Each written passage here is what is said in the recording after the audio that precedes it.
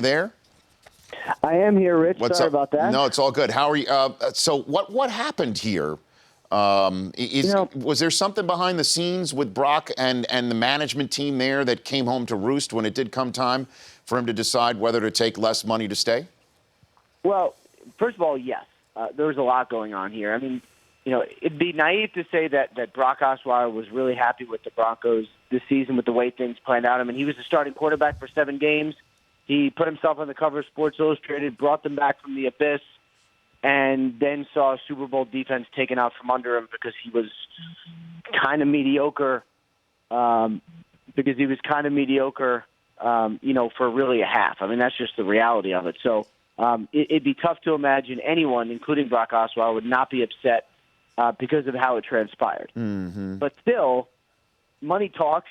Obviously, that's the most important thing. The Broncos could have ended this much earlier if they offered him the deal that the Texans did a week ago. $18 million was always his target. Once the Texans hit it, that was really that. The other part of this is, not to make it even more complicated, by around 11 a.m. yesterday, people close to Brock Osweiler thought he was signing with the Broncos. Really? So all those things are true, and still he thought he would end up with the Broncos before the Texans stepped up. Huh. So the Texans came in with the number that they hit. The Texans obviously sat around and said, okay, this is the guy that we want. Let's go get him. So yeah. Where do the Broncos go from here, Ian? They go try to get Colin Kaepernick. And we've seen it all kind of heat up thanks to your friend and mine, Mike Silver, this morning, and me and a bunch of other people talking about it. And, so much of today has been about Colin Kaepernick. And now I think everyone's kind of like, hang on. Everybody relax. Like, let's just not get too crazy with compensation. And, so this is really going to be the story of today. It's who is going to offer what on Colin Kaepernick. And, is anyone going to offer a second-round pick? And if they do, is it the good second-round pick, like maybe the Browns have? Is it the mediocre second-round pick like the Jets have? Or is it the really crappy one that the Super Bowl champions have? So let's hang on the Kaepernick question for a moment. I'm here with Ian Rapoport of the NFL Media Group at Rapsheet on Twitter, which cracked 7 figures just the other day. So congrats on that, Ian. Thank you. You are welcome. So Kaepernick, how ready is he to play, though? I mean, what's going on with his shoulder? Doesn't that factor into this whole business? I mean, rehab-wise, he's okay. He's at the Vail Clinic where all the Olympians go. Sounds like he's doing well. I got a message from his surgeon, 2 weeks ago, that said basically he's doing well, which is like saying surgery was successful. It's nice to hear, but what does it actually mean? Right. The physical would be a part of this because he would really fail any physical right now from any team because he's not able to play football right now. It would just have to be, is a team comfortable enough with where he is in his rehab to say, all right, this is the guy I'm going to invest a second-round pick and $12 million in. So he's doing fine, but it's just something that makes it very complicated. Well, I mean, look, and we've heard before quarterbacks go into free agency, if you will, not like he's in free agency, but he is as if he is a free agent right now with bidding going on. Like that, right? Okay, we've heard, obviously Breeze comes to mind, and when that all worked out, obviously, and Miami's still searching for another quarterback, with all due respect to Ryan Tannehill right now. So the question is the Browns' interest in Kaepernick, should we read into the way they feel about Wentz and Goff by that, Ian? I think you should read into it, yes. You should read into it a little bit in that if you thought either of these guys were going to come and be Andrew Luck, which is to say start right away, this would not be something you would do. This is a move you do, let's say the Browns do end up trading for, let's say the Browns do end up trading for Colin Kaepernick. Then you say, all right, this is our starter. I would guess you probably cut Josh McCown, but you never know. You could keep him also. And we'll bring the rookie in whenever he comes in. And maybe let's say it's Goff at number 2, then he plays after year 2, maybe. It gives you the flexibility to say, let's chill out for a second and let this guy learn without throwing him into the fire and risk, David Carring him. Why is Manziel still on the Browns roster, Ian? They want to see if they – well, I think there's 2 reasons. One, it's, they want to see if they can trade him, which, I guess anything is possible, right? Well, unless Manziel's trying to find his own, his own partner at One Oak at 2 a.m, over at bottle service. I don't understand how that's possible. Is One Oak a cool club? I'm just throwing stuff out there, hoping it is cool, to be very honest with you. I mean, I'm saying that sounds like a cool club. It does, doesn't it?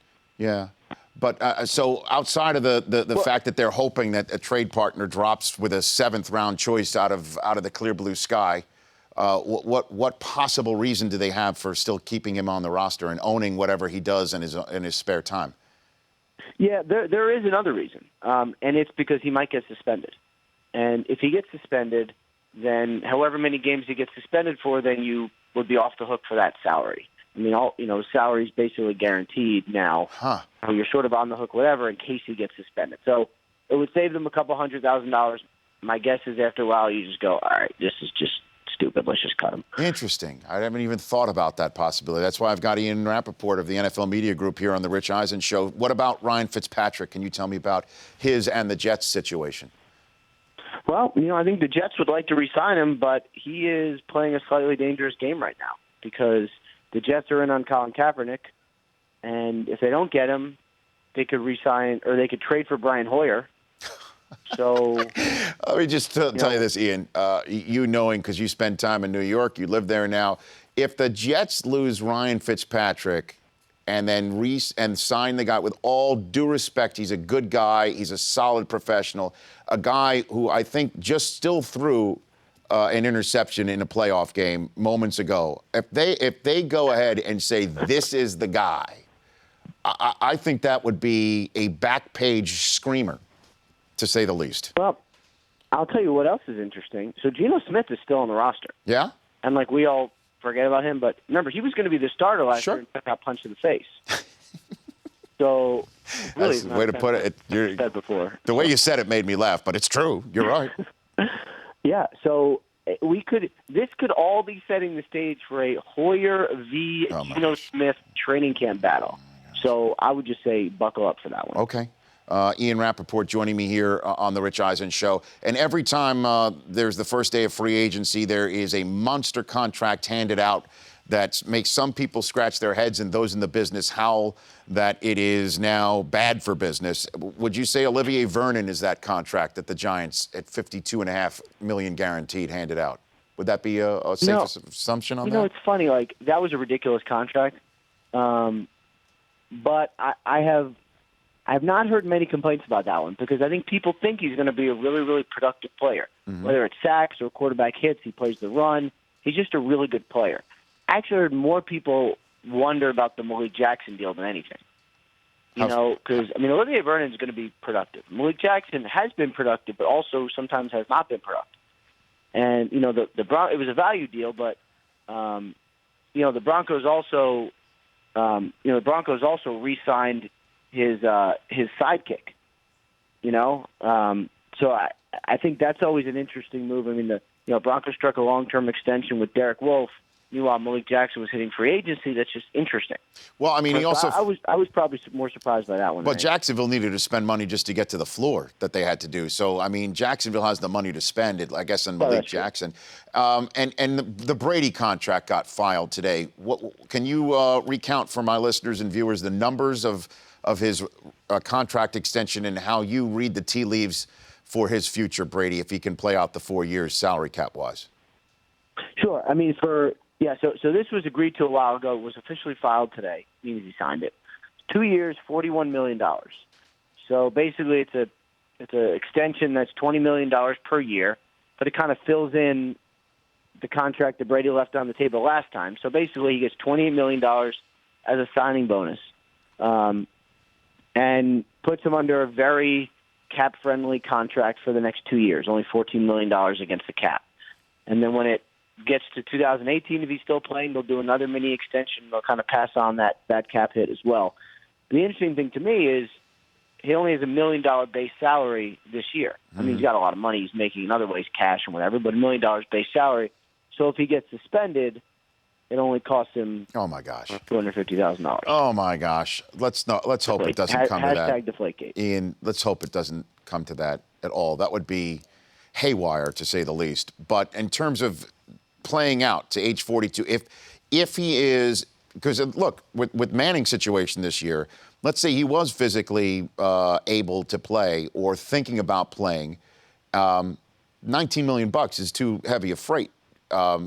Brady's contract when he's 41 and 42, is that going to play in based on what you're seeing with the new deal? Well, yeah, I mean, what Brady has done is set himself up to not be cut for salary reasons. There you go. Okay. So, he's going to make sure.